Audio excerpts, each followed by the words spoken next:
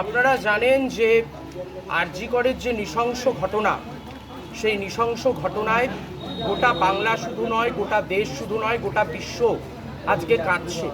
একজন তরুণী চিকিৎসক যেভাবে তার টুটিটা চিপে ধরে কিছু সামাজিক দুষ্কৃতী, যারা সামাজিক কীটে পরিণত হয়েছে, তারা আরজি করের এক তরুণী চিকিৎসককে নৃশংসভাবে খুন করেছে। আমরা এই ঘটনার প্রথম দিন থেকে প্রতিবাদ জানিয়েছি। আমাদের নেত্রী মমতা বন্দ্যোপাধ্যায়, আমাদের সেনাপতি অভিষেক বন্দ্যোপাধ্যায় এবং আমাদের নেতা তৃণাঙ্কুর ভট্টাচার্য প্রথম দিন থেকে এই ঘটনায় যারা অপরাধী তাদের ফাঁসির দাবিতে লড়াই করছে। কিন্তু আমরা আশ্চর্য হয়ে গেলাম যে কলকাতা পুলিশ বা পশ্চিমবঙ্গ পুলিশ যেদিন থেকে ঘটনা ঘটার পর থেকে দায়িত্ব নিয়েছিল তদন্তের জন্য, তারপর 48 ঘন্টার মধ্যে তারা একজন অপরাধীকে গ্রেপ্তার করেছিল। কিন্তু তারপর কলকাতা হাইকোর্টের নির্দেশে এই ঘটনার তদন্তভার যায় সিবিআই এর কাঁধে।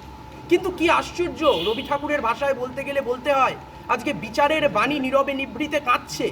সিবিআই আজকে বলতে বাধ্য হচ্ছে যে এই কেন্দ্রীয় তদন্তকারী সংস্থা অপদার্থ, যারা রাত দখলের নাম করে বড় বড় আন্দোলন করেছিলেন, যারা রাজনৈতিক ঘোলাচলে এই নৃশংস হত্যাকাণ্ডের পেছনে নিজেদের রুটি শেখবার চেষ্টা করেছিলেন, তারা আজকে দেখে যান যে এই অপদার্থ সিবিআই ঘটনা ঘটার 16 দিন পেরিয়ে গেছে, একজন অপরাধীকেও গ্রেপ্তার করতে পারেনি। সন্দীপ ঘোষের বিরুদ্ধে বিভিন্ন রাজনৈতিক নেতা নেত্রীরা বিভিন্ন কথা বলছেন। আজকে কেন এতদিন ঘটনা ঘটার পেরিয়ে যাওয়ার পরেও সেই সন্দীপ ঘোষ শুধুমাত্র জেরা করেই আটকে থাকবে? কেন তাকে গ্রেপ্তার করা হবে না?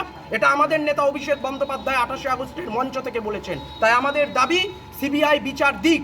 রবি ঠাকুরের নোবেল প্রাইজের যে তদন্ত, তা আজও উদ্ঘাটন করা সম্ভব হয়নি। সারদাকে আজও উদ্ঘাটন করা সম্ভব হয়নি, ট্রায়াল তো দূরের কথা।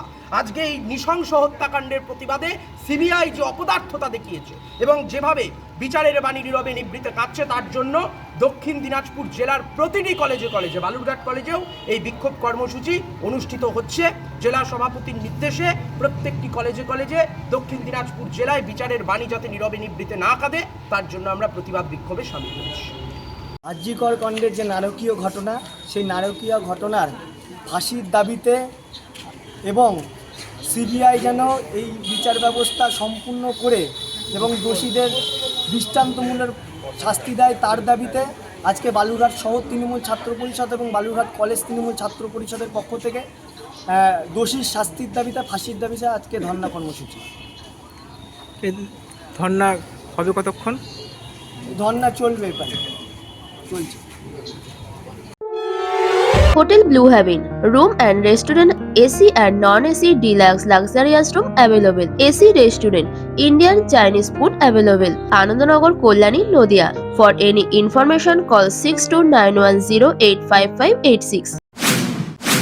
দেবজিৎ এন্টারপ্রাইজ, এখানে বাড়ি তৈরির সমস্ত সামগ্রী পাওয়া যায়। সগুনা 2 নং Lichutala, Kalyani, Nadia. Phone number 7980895694। Hotel Rupsa, AC, non AC and monthly room available. Basantapur near Kalyani AIIMS, Kalyani, Nadia. Phone number 9733052727 or 9134417028 or 7478417029.